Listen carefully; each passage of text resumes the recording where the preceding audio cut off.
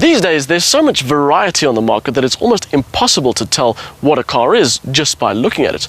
So gone are the days where you could say, there's a saloon, because it could just be a hybrid drive 4-door coupe cabriolet with a metal folding roof and a third row of seats, or something.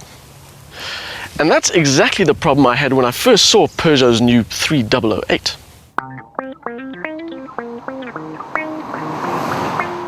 My first question was, what is it? It looks a bit like an MPV, but it could also be a sort of SUV pretender. After a bit of consultation with that all-knowing thing called the internet, I discovered that it is in fact a crossover. Now, a crossover is quite a clever thing.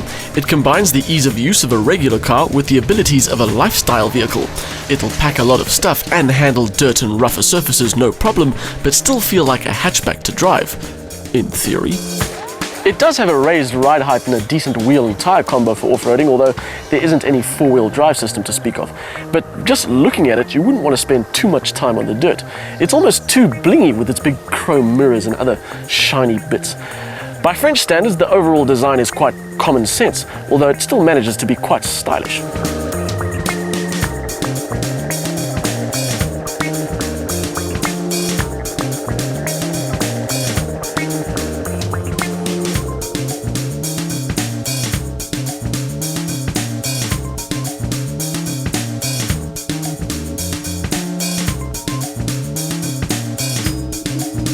From the outside, it doesn't make a massive impact though.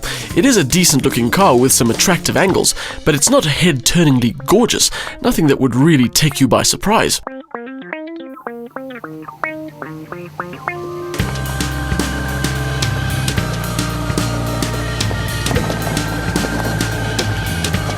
The surprising bits come once you've taken your place behind the wheel. Maybe because I had no idea what this car actually was, it kind of zeroed my expectations. But when I got in, this interior really made me smile. The layout is great thanks largely to this high center console, and it's finished off superbly with leather, good plastics, and more shiny bits. This is the executive version of this car, so all this is included in the 305,000 Rand asking price. There really isn't anything more you could ask for in here, with the exception of sat-nav maybe, but for everyday driving, the 3008 is very well sorted. The glass roof adds an extra dimension of space to what already is a decently sized interior, and with things like park distance control and Bluetooth as part of the package, it almost guarantees effortless driving. And for those times when you want to call on the lifestyle skills of the Peugeot, it provides things like a split-level boot, as well as a loading area big enough for a bike or two. The storage spots up front are lacking though, but there is a massive refrigerated center bin.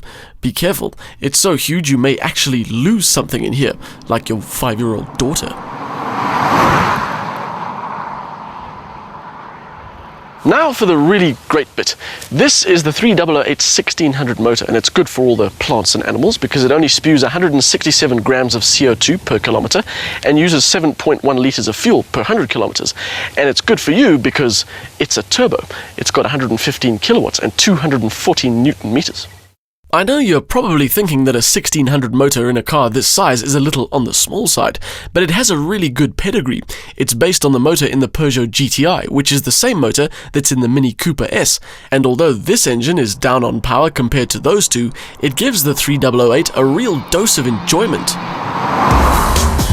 It's not lightning fast off the line, or anywhere else for that matter, but it's always got enough power when you need it.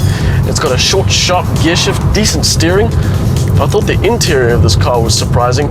The drive is just spectacular. And this brings us neatly back to the crossover characteristics of handling like a regular car.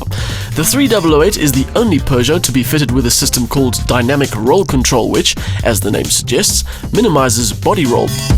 That means it feels a little more agile and more composed through corners. And when I say more agile, I mean more fun.